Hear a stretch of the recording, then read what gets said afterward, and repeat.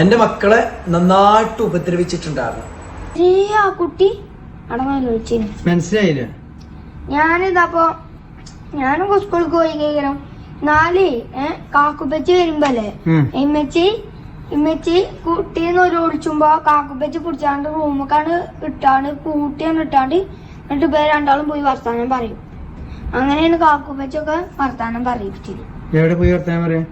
എവിടെങ്കിലും കാറില് അല്ലെങ്കിൽ അവിടെ ചെറിയ കുട്ടീനെ റൂമിലിട്ട് അടച്ച് കൂട്ടിയിട്ടേ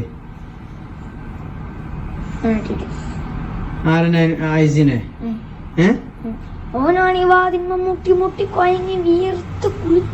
സ്വന്തം ഭാര്യയെക്കുറിച്ചും ഭർത്താവിനെ കുറിച്ചും പരസ്പരം അങ്ങോട്ടും ഇങ്ങോട്ടും ചെളി വാരി എറിഞ്ഞുകൊണ്ട് പബ്ലിക്കിൽ ഇതൊരു നാറ്റക്കേസാക്കി കൊണ്ടുപോകുന്ന ഒരു കുടുംബത്തെക്കുറിച്ചാണ് ഞാനിന്ന് നിങ്ങളോട് സംസാരിക്കാൻ പോകുന്നത്. അപ്രതീക്ഷിതമായി ഇൻസ്റ്റഗ്രാമിൽ ഞാൻ കണ്ട ഒരു ഐഡിയ ആയിരുന്നു ഫാത്തി എന്ന പേരുള്ള ഒരു ഇൻസ്റ്റഗ്രാമർ. കണ്ട സമയത്ത് എനിക്ക് ഭയങ്കരമായിട്ട് ഡിഫറെന്റ് ആയിട്ട് തോന്നി. കാരണം ഭാര്യയുടെ അവിഹിതം വളരെ സെലിബ്രേറ്റ് ചെയ്യുന്ന രീതിയിൽ ആളുകളുടെ ഇടയിലേക്ക് പറയുകയും ഭാര്യയെ വളരെ മോശമായ രീതിയിൽ ചിത്രീകരിക്കുകയും ചെയ്യുന്ന ഒരു ഭർത്താവ്. കണ്ട സമയത്ത് എനിക്ക് എന്താണ് സത്യത്തിൽ ഇവരുടെ ജീവിതത്തിൽ നടക്കുന്നത് എന്നറിയാനുള്ള ഒരു ആഗ്രഹം. അപ്പോൾ എനിക്ക് മക്കളുള്ള ഒരാളാണ് ഞാൻ. അപ്പോൾ മക്കളെ വെച്ചുകൊണ്ടാണ് ഉമ്മാക്കെതിരെയുള്ള വീഡിയോസും കാര്യങ്ങളൊക്കെ ചെയ്യുന്നത്. അപ്പോൾ ഇതിലെ സത്യാവസ്ഥ എന്താണ് കാര്യങ്ങളൊക്കെ അറിയാൻ ഒരു റിയാക്ഷൻ വ്ളോഗർ എന്നുള്ള രീതിയിൽ എനിക്ക് താല്പര്യം ഉണ്ടായിരുന്നു. അങ്ങനെ അദ്ദേഹത്തിന്റെ പ്രൊഫൈലും കാര്യങ്ങളൊക്കെ ഞാൻ ചെക്ക് ചെയ്തു അങ്ങനെ കാണുകയൊക്കെ ഉണ്ടായിരുന്നു. അതിനിടയിലാണ് ഇദ്ദേഹത്തിന്റെ വൈഫിന്റെ ഇൻസ്റ്റഗ്രാം ഐ ഡി എൻ്റെ ശ്രദ്ധയിൽപ്പെട്ടത്. വൈഫിന്റെ ഇൻസ്റ്റഗ്രാമും അത്യാവശ്യം കുഴപ്പമില്ലാത്ത റീച്ചും കാര്യങ്ങളൊക്കെ ഉണ്ട്. ഇതിനകത്ത് ഭർത്താവിനെതിരെയുള്ള കാര്യങ്ങൾ, ഭർത്താവിന്റെ അവിഹിതത്തെക്കുറിച്ചും അത് പൊക്കിയതിനെ കുറിച്ചും മക്കളെ തന്നിൽ നിന്ന് അകറ്റിയതിനെ കുറിച്ചൊക്കെയാണ് അതിൽ ആ ഒരു സ്ത്രീയുടെ പരാതികളും പരിഭവങ്ങളൊക്കെ. ചുരുക്കി പറഞ്ഞാൽ ഭാര്യയും ഭർത്താവും പരസ്പരം അങ്ങോട്ടും ഇങ്ങോട്ടും ചെളി വാരി എറിയുന്ന ഒരു കുടുംബത്തെയാണ് എനിക്ക് കാണാനായിട്ട് സാധിച്ചത്. ഫാത്തി എന്നാണ് ഇൻസ്റ്റഗ്രാം ഐ ഡി. ഇദ്ദേഹത്തിന്റെ ശരിക്കുള്ള പേര് ഷെഫീഖ് അങ്ങനെ എന്താണെന്ന് തോന്നുന്നു. അപ്പൊ എന്താണെങ്കിലും ഈ ഷെഫീഖ് എന്ന് പറഞ്ഞ ഒരാള് ഭാര്യയുമായിട്ട് വിട്ടു താമസിക്കുന്ന ഒരാളാണ്. ഷെഫീഖ് ദുബായിലാണ് താമസം. 2 മക്കള് ഷെഫീഖിന്റെ കൂടെയും ഒരു ചെറിയ കുട്ടി ഭാര്യയുടെ കൂടെയാണ് താമസിക്കുന്നത്. അപ്പോൾ എന്താണെങ്കിലും ഇതില് നമ്മൾക്ക് ഒരു വിസ്മയം തോന്നുന്ന കാര്യം അല്ലെങ്കിൽ വളരെ ഒരു വിഷമകരമായിട്ട് തോന്നുന്ന ഒരു കാര്യം എന്താന്ന് വെച്ചാല് ഇതില് ഭാര്യയും ഭർത്താവും പരസ്പരം അങ്ങോട്ടും ഇങ്ങോട്ടും പഴി ചാരിക്കൊണ്ട് ജീവിക്കുകയാണ്. ഇതിനിടയിൽ 3 കുട്ടികളുണ്ട്. ഇവർക്ക് ഈ ഒരു കപ്പിളിന് 3 കുട്ടികളുണ്ട്. 2 ആൺകുട്ടിയും ഒരു പെൺകുട്ടിയും. മൂത്തതും ഇളയതും ആൺകുട്ടിയും ഇടയിലുള്ള ഒരു ചെറിയ നെയ്നു എന്ന് പറഞ്ഞ പേരുള്ള ഒരു പെൺകുട്ടിയാണ് ഇതിനകത്ത് കിടക്കുന്ന 3 കുട്ടികൾ. ഈ 3 കുട്ടികളെയും വെച്ചുകൊണ്ടാണ് ഈ ഫാത്തി അല്ലെങ്കിൽ ഷെഫി എന്ന് പറഞ്ഞ ഒരാൾ വീഡിയോസ് ചെയ്തുകൊണ്ടിരിക്കുന്നത്. അതും ഉമ്മാക്കെതിരെയുള്ള വീഡിയോസാണ്. കണ്ടപ്പോൾ എനിക്ക് വിഷമം തോന്നി. അതുപോലെ തന്നെ ഇതിലുള്ള സത്യാവസ്ഥ എന്താണെന്നറിയാനും കുറച്ച് കൗതുകവും കാര്യങ്ങളൊക്കെ ഉണ്ടായിരുന്നു. അപ്പോൾ എന്താണെങ്കിലും ഇത് റിവീൽ ചെയ്തുകൊണ്ട് മക്കള് സംസാരിക്കുന്ന രീതിയിൽ തന്നെ ഒരു വീഡിയോ ചെയ്തിട്ടുണ്ടായിരുന്നു. അതിന്റെ ചെറിയ ക്ലിപ്പ് കണ്ടതിന് ശേഷം നമുക്ക് സംസാരിക്കാം. മക്കളെയും കൂട്ടി മൈസൂർക്ക് ടൂർ പോയിട്ടുണ്ട്. ഞാൻ അറിഞ്ഞിട്ടില്ല. ഞങ്ങളൊക്കെ എന്നാ പോയത് മൈസൂർക്ക്? മൈസൂർക്ക് പോയിട്ട് 2 മാസമായി. അന്ന് പോയതാ. അപ്പോ വെറുതെ ഇതൊക്കെ ഞാൻ ആയിക്കോളൂ നടക്കുന്ന സമയത്ത് ചെവി കുടിച്ചാണ്ട് പിരിച്ചാണ്ട് അങ്ങോട്ടാണ് വിട്ടു. എന്തിനാ അറിയില്ല. ഞാൻ ഇങ്ങനെ ആയിക്കോണ്ട് നടക്കണ്ട. മൈസൂർക്കും പോയിക്കണ നിങ്ങള്? ടിപ്പുവിന്റെ കോട്ടയൊക്കെ കണ്ട്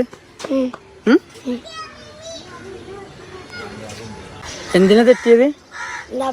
കാക്കുപ്പച്ചി വരുന്ന പറഞ്ഞിട്ട് നമ്മളെ നിങ്ങളെ വരേക്ക് വരുന്ന പറഞ്ഞിട്ടും ബിച്ചുവാന്റെ അവിടെ വരാറുണ്ട്. അവിടെ വന്നു അവിടത്തെ നാളെ മിസ് ചെയ്തൊക്കെ കൊടുന്നില്ലേ അന്ന് ബിച്ചുവാന്റെ മുണ്ടൊക്കെ ചെയ്തു. പിന്നെ അന്ന് കഴിഞ്ഞിട്ട് കുറച്ച് ദിവസം കഴിഞ്ഞപ്പോ മുണ്ടലില്ല. സ്കൂൾ വിട്ട് വരുന്ന സമയത്ത് എപ്പോഴേലും ജംഷീനോടെ കണ്ടിരുന്നു പേരില്? സ്കൂൾ വിട്ട് വരുമ്പോ എവിടെ ഉണ്ടേനി? ഞങ്ങളെ പൂക്കോടുംപാടത്ത്. സ്കൂൾ വിട്ട് വരുമ്പോ ഓൻ എവിടെ ഉണ്ടേനി? പൂക്കോടുംപാടത്തെ പേരന്റെ അവിടെ ഗേറ്റ് മെച്ചി തുറന്നിടും. അതിന്റെ ഉള്ളിൽ കാർ നിർത്തിയിട്ടാണ്ട് പേരന്റെ ഉള്ളിൽ കയറിക്കും. എനിക്ക് വിഷമം തോന്നിയ കാര്യം എന്താണെന്ന് വെച്ചാൽ കുടുംബ കലഹങ്ങളൊക്കെ എല്ലാ കുടുംബങ്ങളിലും ഉണ്ടാവുന്നതാണ്. ഈ അവിഹിത ബന്ധം, പരസ്ത്രീ ബന്ധം, പരപുരുഷ ബന്ധം, ഇതൊക്കെ പരസ്പരം പല ആളുകളും അങ്ങോട്ടും ഇങ്ങോട്ടും ആരോപിക്കുകയും സംശയരോഗത്തിന്റെയോ അല്ലെങ്കിൽ ശരിക്കും അങ്ങനെയുള്ളതിൻ്റെയൊക്കെ കാരണം കൊണ്ട് പലപ്പോഴും കുടുംബത്തിൽ അസ്വാരസ്യങ്ങളും കാര്യങ്ങളൊക്കെ ഉണ്ടാവാറുണ്ട്. പക്ഷെ അതിങ്ങനെ വന്ന് പരസ്യമായിട്ട് ആളുകളുടെ മുന്നിൽ ഭാര്യയെ ആവട്ടെ അല്ലെങ്കിൽ ഭർത്താവിനെ ആകട്ടെ പരസ്പരം അങ്ങോട്ടും ഇങ്ങോട്ടും പഴിചാരി ജീവിക്കുന്നതിനേക്കാൾ ഏറ്റവും നല്ലതെന്ന് പറയുന്നത് അത് അവസാനിപ്പിക്കുന്നതാണ്. പക്ഷേ ഇത് ഒരു പരിധിവരെ നമുക്ക് അംഗീകരിക്കാം. പക്ഷെ ആ കുഞ്ഞു മക്കളെ കൂടെ ഇതിൻ്റെ ഒരു ഭാഗമാക്കുന്ന സമയത്ത് എനിക്ക് പേഴ്സണലി പറയാം ഭയങ്കര വിഷമം തോന്നി.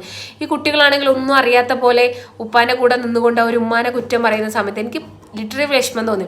ഉമ്മ ശരിയായിരിക്കാം, ഉമ്മ ചിലപ്പോൾ തെറ്റ് ചെയ്തിട്ടുണ്ടായിരിക്കാം, തെറ്റ് ചെയ്തിട്ടില്ലായിരിക്കാം. പക്ഷെ ആ ഒരു ഉമ്മാനെ ആളുകളുടെ മുന്നിൽ കുറ്റക്കാരാക്കുന്ന സമയത്ത് ഈ മക്കളെയും കൂടി ഉൾപ്പെടുത്തി പറയുമ്പോൾ, മക്കളുടെ കാര്യങ്ങളും കൂടെ എടുത്തുകൊണ്ട് പറയുമ്പോൾ, മക്കളുടെ പ്രസൻസിൽ ഉമ്മയെ തെറി വിളിക്കുക, ഉമ്മയുടെ അവിഹിതത്തെക്കുറിച്ചൊക്കെ പബ്ലിക്കായി വന്ന് സംസാരിക്കുന്ന സമയത്ത് ഈ കുട്ടികൾ ചെറിയ കുട്ടികളാണ്. ഇവർക്ക് ഇതൊന്നും മനസ്സിലാക്കാനുള്ള കാര്യമോ ബോധമോ ഒന്നും ആയിട്ടില്ല. ഒരു സമയത്ത് ഉമ്മയെ എങ്ങനെ മോശമാക്കുന്ന സമയത്ത് ഈ കുട്ടികളുടെ പാരന്റിങ്ങിൽ വലിയൊരു മിസ്റ്റേക്കാണ് സംഭവിക്കുന്നത്. സത്യം പറഞ്ഞാൽ പാരന്റിങ് എന്ന് പറഞ്ഞു കഴിഞ്ഞാൽ മാതാവും പിതാവും ഒരുമിച്ച് കൊടുക്കേണ്ട ഒരു സാധനമാണ്. ഇത് ഒരുമിച്ച് കൊടുക്കുന്നത് പോട്ടെ, പരസ്പരം അങ്ങോട്ടും ഇങ്ങോട്ടും ചെളിവാരി എറിയ. ഉമ്മ ഉപ്പാനെ കുറിച്ച് പറയുന്ന കാര്യങ്ങൾ ഈ കുട്ടികൾ കേൾക്കുന്നുണ്ട്, അതുപോലെ തന്നെ ഉപ്പ ഉമ്മാനെ കുറിച്ച് പറയുന്ന കാര്യങ്ങൾ ഈ കുട്ടികൾ കേൾക്കുന്നുണ്ട്. രണ്ട് ഭാഗത്തു നിന്നും പ്രോപ്പറായിട്ട് ഒരു കെയർ ആൻഡ് കൺസേൺ ഇവർക്ക് കിട്ടുന്നില്ല. ശരിയാണ്, ഈ വീഡിയോയിൽ നമുക്ക് കാണാൻ പറ്റുന്നുണ്ട് ഫാത്തി അല്ലെങ്കിൽ ഷെഫി എന്ന് പറഞ്ഞ ഒരാൾ ആ മക്കളെ നല്ല രീതിയിൽ പൊന്നുപോലെ നോക്കുന്നുണ്ട്. എല്ലാ കാര്യങ്ങളും അവർക്ക് വേണ്ട കാര്യങ്ങളൊക്കെ ചെയ്തു കൊടുക്കുന്നുണ്ട്. അതുപോലെ തന്നെ ഞാൻ തന്നെ ആശ്ചര്യപ്പെടും, കാരണം ഈ നെയ്നു എന്ന് പറഞ്ഞ പെൺകുട്ടിയുടെ മുടിയൊക്കെ എത്ര ക്രിയേറ്റീവായിട്ടാണെന്നറിയോ ഈ ഒരു ഫാദർ ചെയ്തു കൊടുക്കുന്ന. മുടിയൊക്കെ മനോഹരമായിട്ട് കെട്ടുന്നുണ്ട്. ഒരു ഉമ്മയായിട്ട് എനിക്ക് പോലും അങ്ങനെ കെട്ടാൻ അറിയില്ല. അപ്പൊ അത്രയ്ക്കും ടൈം എടുത്ത് മക്കൾക്ക് അത്രയും കെയർ ആൻഡ് കൺസേൺ ഒക്കെ കൊടുക്കുന്നുണ്ട് എന്നാണ് നമുക്ക് വീഡിയോയിലൂടെ കാണാനായിട്ട് സാധിക്കുന്നത്. പക്ഷേ അതിനപ്പുറത്തേക്ക് ആ കുട്ടികളുടെ മനസ്സിൽ കാലാകാലം നീറ്റലാകുന്ന രീതിയിലുള്ള മുറിപ്പാടുകളും ഉണ്ട് എന്നുള്ളതാണ് വേദനാജനകമായിട്ടുള്ള കാര്യം. എന്താണെങ്കിലും ഈ ഒരു ഉമ്മയെക്കുറിച്ചുള്ള തെളിവുകളുമായിട്ട് ഈ അടുത്ത് ഇപ്പം ഷെഫി എനിക്ക് തോന്നുന്നു ഇന്നലെയൊക്കെയായിട്ട് ഒരു വീഡിയോ ചെയ്തിട്ടുണ്ടായിരുന്നു. അതിൽ സ്വന്തം മക്കളുടെ തന്നെ വോയിസ് ക്ലിപ്പുകളും സ്വന്തം മക്കൾ പറയുന്ന വീഡിയോ തന്നെ എടുത്തുകൊണ്ട് ആ ഒരു ഉമ്മാക്കെതിരെ രംഗത്തെത്തിയിട്ടുണ്ടായിരുന്നു. അപ്പോൾ ആ മക്കള് പറയുന്ന കുറച്ച് കാര്യങ്ങൾ കണ്ടതിന് ശേഷം നമുക്ക് തിരിച്ചു വരാം. എൻ്റെ മക്കളെ നന്നായിട്ട് ഉപദ്രവിച്ചിട്ടുണ്ടായിരുന്നു. ആ കുട്ടി മനസ്സിലായില്ലേ? ഞാനും സ്കൂളിൽ പോയി കേൾക്കണം. കാക്കുപ്പച്ചി വരുമ്പല്ലേ ഇമ്മച്ചി കുട്ടീന്ന് ഒരു ഒളിച്ചുമ്പോ കാക്കുപ്പച്ചി പിടിച്ചാണ്ട് റൂമൊക്കാണ് കൂട്ടിയാണ് ഇട്ടാണ്ട് എന്നിട്ട് ഇവർ രണ്ടാളും പോയി വർത്താനം പറയും. അങ്ങനെയാണ് കാക്കുപ്പച്ചൊക്കെ വർത്താനം പറയിപ്പിച്ചത്. എവിടെ പോയി വർത്താനം പറയാ? എവിടെങ്കിലും കാറില് അല്ലെങ്കിൽ അവിടെ ചെറിയ കുട്ടീനെ റൂമിലിട്ട് അടച്ച് കൂട്ടിയിട്ടേ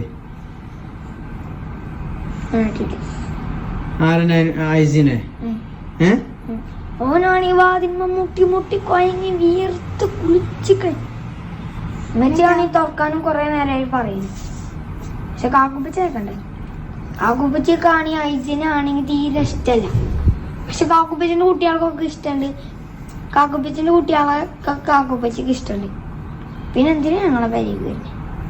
പെരീക്ക് എന്തിനാ വരുന്നതെന്ന് വെച്ച് കഴിഞ്ഞാൽ എന്റെ അമ്മ വരുത്തണല്ലേ. എന്റെ അമ്മ വരുത്തുണ്ടെങ്കിൽ വരാണ്ടിരിക്കാൻ വേണ്ടി പറയണായിരുന്നു. എങ്കിൽ നീ എന്നെ ഫോൺ ചെയ്ത് പറയണായിരുന്നു. ഫോൺ ചെയ്ത് തരാനും ഫോണായിരുന്നേ. എന്നാ പിന്നെ എനിക്ക് എന്റെ പപ്പാനോടോ അല്ലെങ്കിൽ ഇവിടുത്തെ പപ്പാനോട് പറയണം. അതിന് ഓലോടും പറയാൻ ഫോണാണ്ടേ. എന്നിട്ട് കാല് മേലക്കാക്കി വെച്ചിക്കുക. എന്നിട്ട് കാലത്ത് മേലക്കാക്കി വെച്ചാണ്ട് ഇങ്ങനെ പിടിച്ച് നിക്കണ്ട്. എന്നിട്ട് അങ്ങോട്ടും ഇങ്ങോട്ടും ആട്ടുണ്ട്. എന്നിട്ട് ഐസിനാണ് നല്ലോന്ന് ലോളി ഇമ്മച്ചാണെങ്കിൽ അത് മൈൻഡ് ചെയ്ത് ഇങ്ങനെ കുത്തിട്ടുണ്ട്.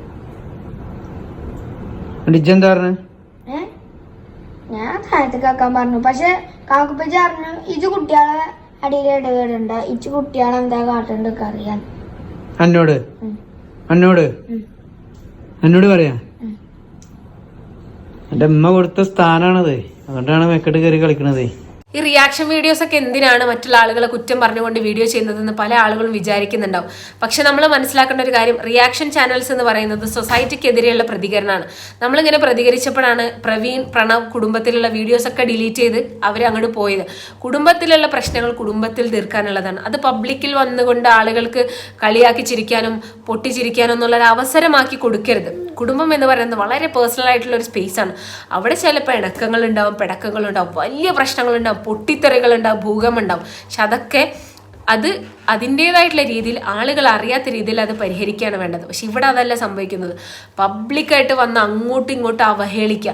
ഈ മക്കളൊക്കെ പറയുന്നത് കേട്ട് കഴിഞ്ഞാൽ സത്യം പറഞ്ഞാൽ വിഷമം തോന്നും. ഒരു ഉമ്മാനെ കുറിച്ച് ഈ കുട്ടികൾക്ക് അറിയില്ല ഇത് റെക്കോർഡ് ചെയ്യുന്നുണ്ട്, ഇത് ഞങ്ങളുടെ ഉമ്മാക്കെതിരെ പ്രയോഗിക്കാൻ വേണ്ടിയിട്ടാണ് ചെയ്യുന്നത് എന്നറിയാനുള്ള ബുദ്ധിയോ പക്വതയോ ഇവർക്കില്ല. ഒരുപക്ഷെ ഈ ഒരു ആൺകുട്ടി അല്ലെങ്കിൽ ഒരു പെൺകുട്ടിയൊക്കെ വളർന്ന് ഒരു 10-15 വയസ്സൊക്കെ ആയതിനു ശേഷം ചിന്തിക്കുന്ന സമയത്ത് ആ കുട്ടികൾക്ക് തോന്നുമായിരിക്കും, എൻ്റെ ഉപ്പ ഈ ഒരു വീഡിയോ എടുത്ത് പറഞ്ഞല്ലോ, എൻ്റെ ഉമ്മാക്കെതിരെയാണല്ലോ ഞങ്ങൾ അന്ന് സംസാരിച്ചത് പബ്ലിക്കിൽ വന്നത് എന്നുള്ളത്. ഈ കുട്ടിക്ക് അറിയായിരിക്കില്ല. കുട്ടികൾക്ക് അറിയില്ല ഈ ഉപ്പച്ചി ഈ വീഡിയോ എടുക്കുന്നത് ഉമ്മാക്കെതിരെ ഞങ്ങളെ കൊണ്ട് സംസാരിപ്പിക്കാനാണ് എന്നുള്ള ചിന്ത ഈ കുട്ടികൾക്ക് ഉണ്ടാവില്ല. കുഞ്ഞു മക്കളാണല്ലേ.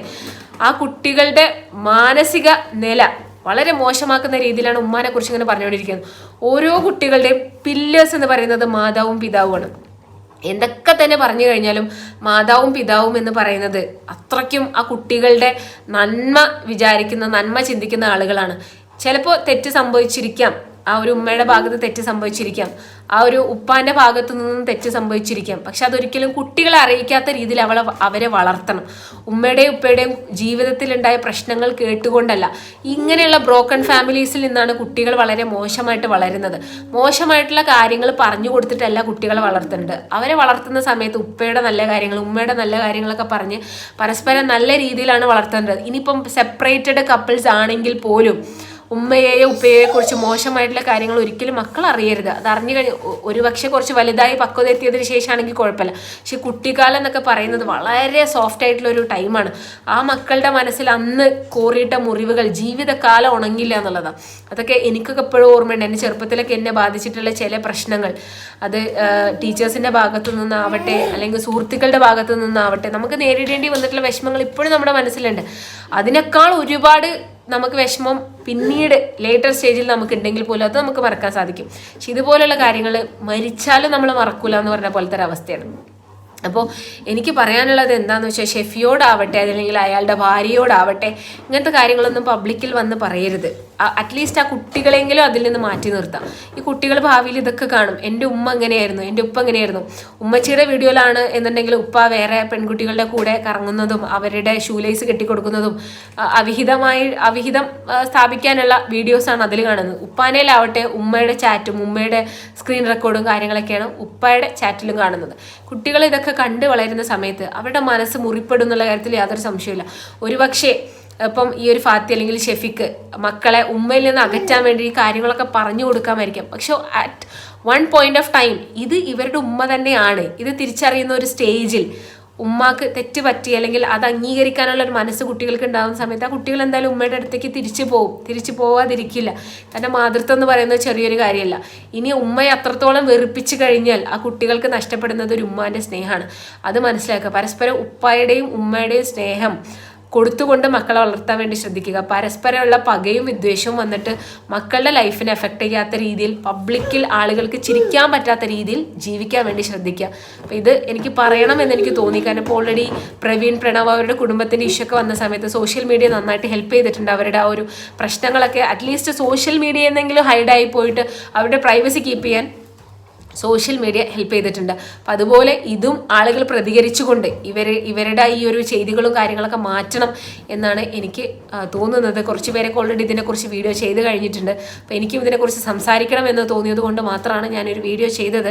ഇവരെ എനിക്ക് നേരത്തെ അറിയുന്നത്, പക്ഷേ അന്നൊന്നും ഇത്രത്തോളം പ്രശ്നം മക്കളെ ഇതിലേക്ക് ഡ്രാഗ് ചെയ്യുന്ന രീതിയിൽ കൊണ്ടുവന്നിട്ടില്ലായിരുന്നു. പക്ഷെ ഇത് മക്കളെയും കൂടെ ഡ്രാഗ് ചെയ്യുന്ന രീതിയിൽ വന്നപ്പോഴാണ് ഞാൻ ഇതിനെക്കുറിച്ച് പ്രതികരിച്ചത്.